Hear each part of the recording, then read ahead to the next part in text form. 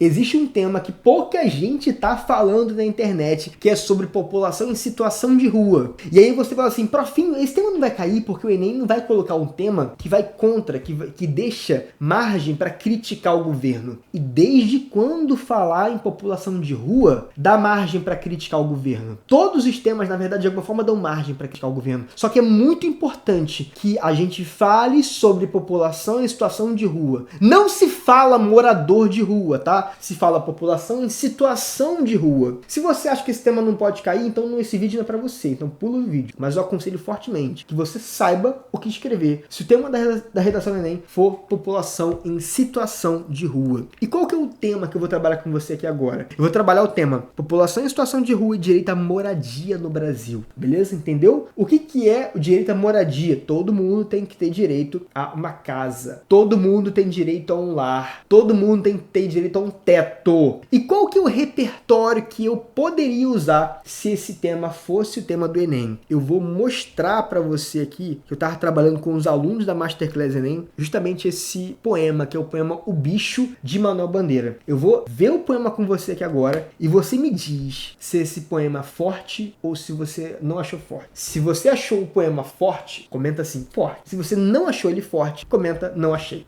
Então vamos lá. O Bicho, de Manuel Bandeira. Vi ontem um bicho na imundície do pátio, catando comida entre os detritos. Quando achava alguma coisa, não examinava nem cheirava, engolia com voracidade. O bicho não era um cão, não era um gato, não era um rato. O bicho, meu Deus, era um homem. Esse poema, ele tem relação com pessoas que vivem na rua, não tem onde morar, não tem o que comer e são confundidos com ratos. Esse poema pode ser um repertório fortíssimo para qual tema? População em situação de rua e direito à moradia no Brasil. Esse poema, como é que você escreveria isso no parágrafo? Ele denuncia a situação degradante de um homem que vive nas ruas e que busca comida entre os detritos e é confundido com ratos. Diz pra mim, galera, se esse tema é forte ou se esse poema, né, o poema do bicho, se ele é forte ou se ele não é forte. Cara, é forte e pesado, exatamente. A Cat Stevens falou direitos humanos, muito bom, muito bom.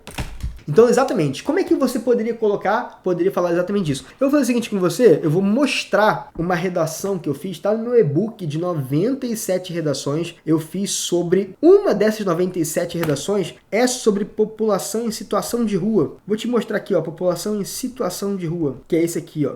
Olha só como que eu fiz a introdução dessa redação que tá lá no e-book de 97 redações modelo.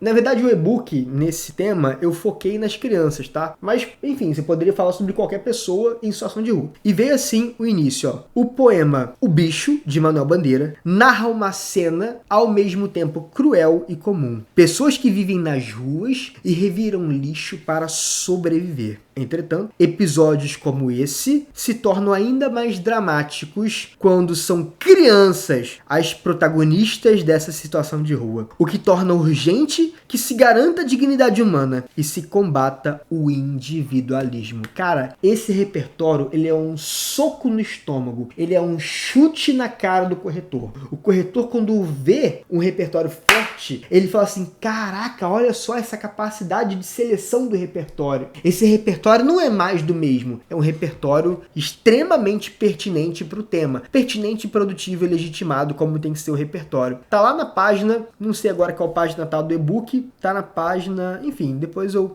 mostro para vocês o e-book lá, completão, com as 97 redações modelo no final da live, ok? E qual que é quais que são os raciocínios de argumentação que eu posso colocar em prática? Preste atenção, porque eu sei que você não sabe argumentar como deveria. Eu sei que você tem dificuldade em argumentar, então isso não é tão simples. Se você não acha simples, não fica chateado, porque é normal ter dificuldade com a argumentação, porque todo mundo tem. Mas agora eu vou te mostrar e quero que você preste atenção para você conseguir argumentar de forma decente. Para o teu corretor olhar para a tua redação assim, cara, essa pessoa argumentou. Primeira coisa, você vai fazer a comparação de ficção versus realidade. Você vai dizer o seguinte, você vai dizer, o que o Manuel Bandeira falou no poema não é ficção. Isso também se manifesta todo dia no Brasil. Todo dia tem pessoas que são confundidas com ratos porque tem que revirar a comida entre os detritos. Detrito é lixo, detrito é aquilo que as pessoas jogam fora e elas não têm casa e não têm acesso a direitos básicos. Então não é só ficção, também se aplica na realidade. Esse é um repertório, é um argumento, tá? Raciocínio de argumentação. Você também vai comparar, aliás, vai denunciar a dignidade humana fragilizada. Quem que é mais digno? Você ou a população em situação de rua? Bota nos comentários aí. Quem tem mais dignidade? Você que está vendo essa aula aqui, no conforto da sua casa, no seu telefone, no seu computador,